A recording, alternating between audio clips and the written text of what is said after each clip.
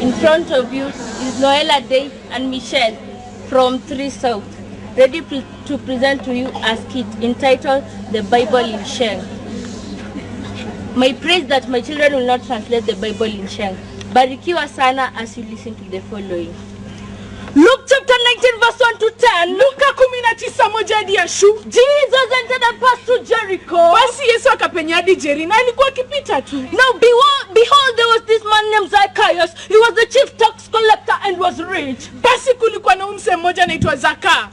Zaka alikuwa dongro wako kwa chumunde na alikuwa somkombaya. He sought to see Jesus but could not because of the crowd and he was a short man. Basi Zaka alitaka kusorora huyu Yesu lakini wapi juu ya kale karende na alikuwa kapienga. So he went ahead and climbed up a sycamore tree in order to see him well, for he was coming to that direction. Basi Zaka akajishanora akadandia mti ili akamsorora vizuri juu alikuwa na kamio side. So when Jesus reached the place, he said to him, basi Yesu akagalavant akafika hiyo base. Akacheki mabatini na kumshow ni aje.